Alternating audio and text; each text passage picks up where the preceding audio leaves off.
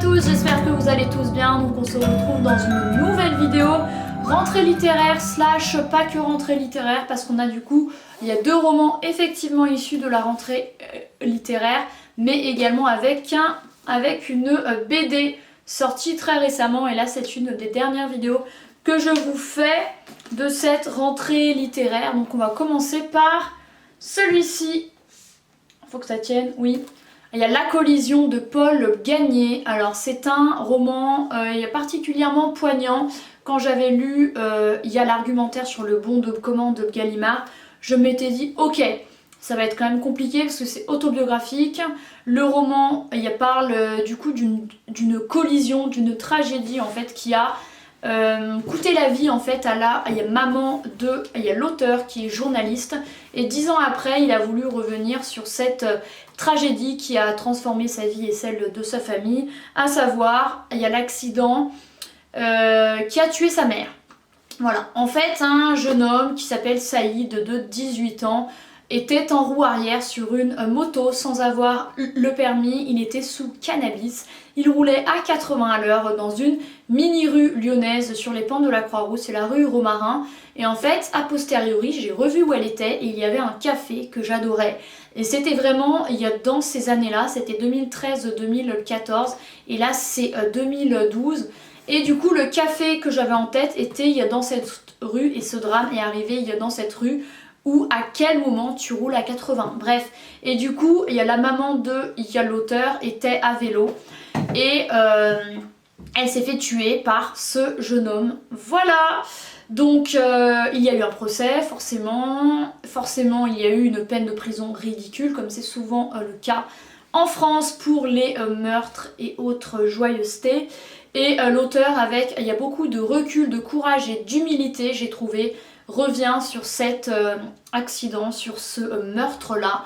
Et en fait, il s'intéresse à plein de sujets. Comment un jeune homme a pu faire ça, comment, sans problème, il a pu mentir sur un permis, prendre des drogues, rouler, il y a beaucoup trop vite, en plus en roue arrière. Enfin, il n'y a rien qui va dans cette situation-là.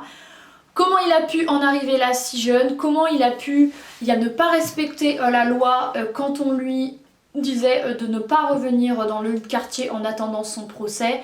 Comment il a pu seulement prendre une peine de prison complètement ridicule. Et Paul Gagné s'intéresse vraiment à cela. Il revient sur cet accident. Il rouvre le dossier avec beaucoup de courage. Je ne sais pas si j'aurais pu le faire. Et il y a même voir le juge du procès. Il y a l'avocat de Saïd et même un flic qui était en charge de l'enquête. Et il se rend compte à quel point il y a des problèmes, il y a d'effectifs. Il n'y a pas assez d'effectifs, les moyens financiers ne sont pas mis, et il y a également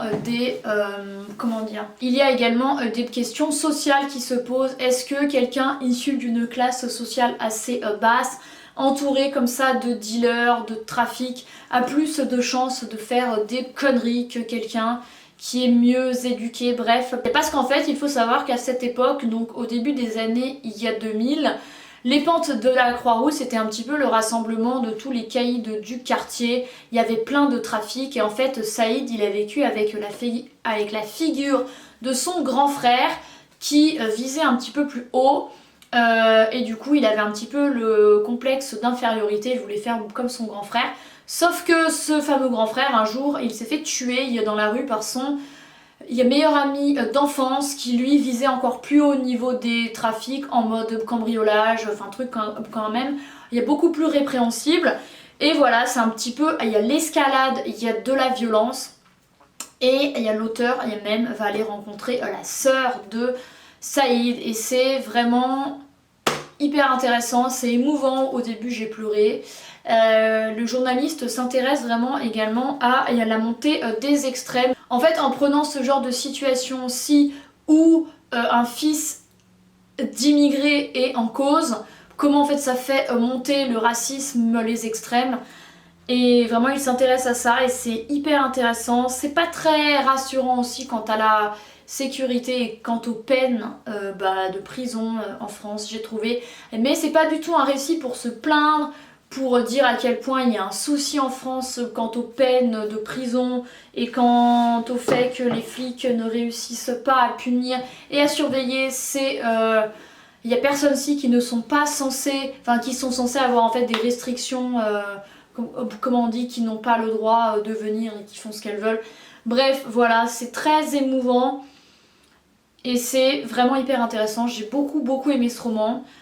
C'est difficile de juger la vraie vie de quelqu'un, je trouve, dire je mettrai un 9 sur 10 pour le talent de l'histoire, alors qu'en soi c'est une histoire vraie, c'est un peu déplacé.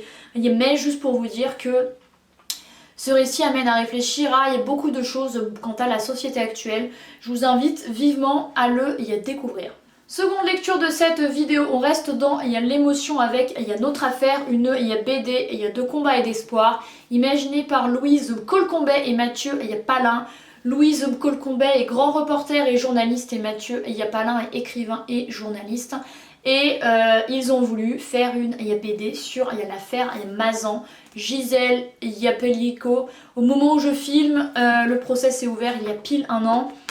Et du coup, ils ont fait appel à plusieurs illustrateurs pour parler de cette affaire-ci, du symbole qui est devenu Gisèle Pellico en France et à l'international, il y a pour les femmes un symbole de féminisme, voilà, que comme quoi les coupables, les violeurs, leur passe c'est la prison. Donc forcément c'est très émouvant parce qu'on sait tout ce qu'il s'est passé avec cette affaire là. On découvre quand même des choses dont je n'étais pas au courant parce que je vous avoue que ce procès m'a... Enfin l'affaire était si hardcore quand même, 50 hommes violeurs, voilà, c'est pas rien.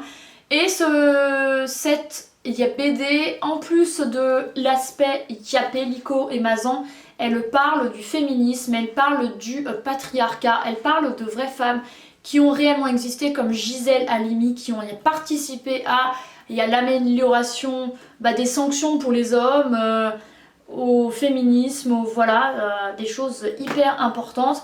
Et du coup ça fait vraiment le lien avec le procès. C'est hyper intéressant, alors je l'ai lu en une journée, je ne vous conseille pas de faire ça parce que c'est très difficile comme lecture. Mais je me suis arrêtée quand même à quelques reprises, mais j'ai tout lu dans la même journée. J'ai appris également que certains des coupables étaient eux-mêmes victimes de violences lorsqu'ils étaient enfants, comme inceste, viol, attouchement, bref il y a des dingueries dans ce monde, vraiment c'est assez grave. Est-ce que ça justifie le fait qu'eux-mêmes fassent des violences par la suite? Évidemment non, mais ça peut... Enfin, on peut le comprendre. En fait, le problème, c'est que quand on est... Attendez, il y avait un truc que j'avais noté, si je le retrouve, c'est ça. Mais en gros, la violence, ce n'est pas dans... Il y a l'ADN, ça peut venir de... Il y a l'éducation.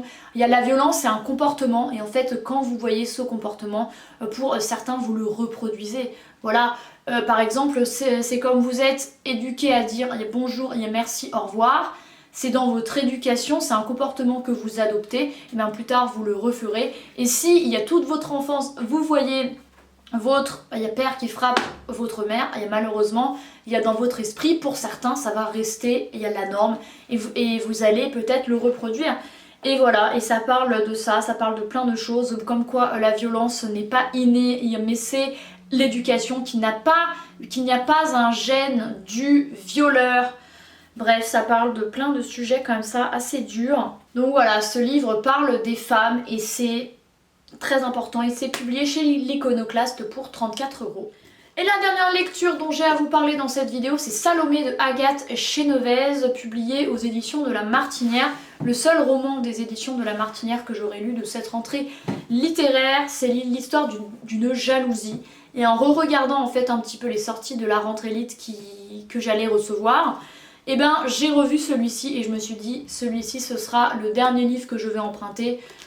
Dans une demi-heure je le ramène à la librairie où je ne travaille plus pour le rapporter.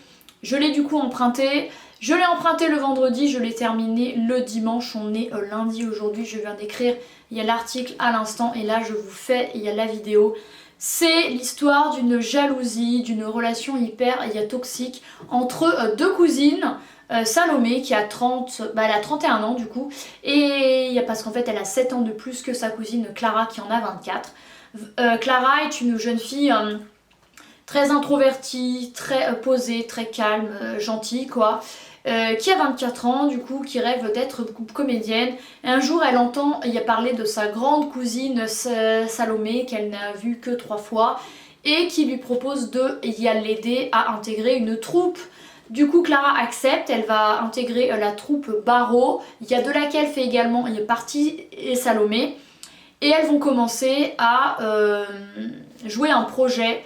Il y a l'annonce faite à Marie de Paul Claudel, c'est une pièce de théâtre. Du coup Clara arrive, intègre cette troupe où il y a Jean, il y a Solange, il y a Monique, il y a Pietro, c'est celui qui va jouer le personnage principal de Pierre qui est également metteur en scène. Il y a Salomé qui joue, il y a le personnage de Mara et Clara va jouer Violaine. Et en fait sur les planches, Violaine et Mara sont rivales et elles sont sœurs et dans la vraie vie elles sont cousines. Du coup il y a vraiment ce lien familial-ci qui va être très important et réalité et fiction vont un petit peu se mélanger quand Clara va vite se rendre compte que Salomé est très nocive. Elle est comme ça, mielleuse, sympathique extérieurement et en fait elle va lui en faire voir de toutes les couleurs. Elle va être jalouse de cette cousine qui débarque comme ça plus jeune, qui n'a aucune expérience, qui s'est fait aider du coup de Salomé, mais en attendant c'est Salomé qui a proposé, Salomé qui veut vraiment élargir son réseau, elle est sans arrêt à boire des verres avec les uns et les autres, elle veut se faire voir, elle veut se montrer, elle veut qu'on la voit, elle est belle, elle le sait, bref, et elle le dit à sa cousine à quel point le rôle de Mara est le meilleur et que celui de Violaine est vraiment inférieur. Donc en fait elle fait comprendre à Clara que le rôle qu'elle va jouer il est nul quoi, très clairement. En plus Salomé elle met le grappin comme ça sur Pietro alors que Clara l'aime bien, donc il y a aussi une rivalité au niveau amoureux. Salomé après elle va jeter son dévolu sur Pascal, le directeur de la troupe. Bref c'est un petit peu cette descente aux enfers-ci entre réalité et fiction qui se mélangent. Il y a souvent des dialogues, il y a de la pièce qui sont écrits et ça se mêle réellement à la réalité, il y a de ce qui est en train de vivre. Clara qui s'approprie peu à peu le rôle de Violaine. Au début elle n'avait jamais joué, il faut qu'elle porte sa voix, il faut qu'elle incarne Violaine, donc au fur et à mesure elle va y arriver. Les répétitions commencent, la pièce commence, les représentations commencent. Et c'est Clara qui évite Salomé parce qu'elle se rend compte à quel point Salomé lui est toxique, qu'elle veut la rabaisser, qu'elle veut comme ça la voir morte. Enfin bref, c'est quand même un récit assez violent de cette rivalité, de cette jalousie, de cette relation hyper toxique là entre deux cousines qui ne se connaissent finalement pas très bien. Salomé comme ça qui s'approprie la personnalité de Clara, ses phrases, enfin bref c'est hyper malsain et le fait que vraiment la pièce de théâtre se mêle complètement à la réalité, c'est hyper fort. Et franchement j'ai adoré ce roman que je trouve qui ne ressemble à pas grand chose de ce que j'ai déjà lu. Je me suis un petit peu revue à jouer des pièces lorsque c'était mon option. Il y a deux spécialités au lycée bien sûr, par contre je n'ai jamais vécu cette rivalité là, cette relation hyper malsaine là et heureusement. Mais franchement c'est un second roman que j'ai beaucoup aimé. Et en fait c'est un premier roman parce que Agathe chez Nevez a déjà écrit quelque chose, sauf que ce n'était pas un premier roman. Et il y a l'autrice même qui a seulement 26 ans a découvert pour la première fois Claudel a 13 ans et elle a voulu en faire un roman que j'ai trouvé vraiment génial parce que c'est un petit peu Clara contre le reste du monde.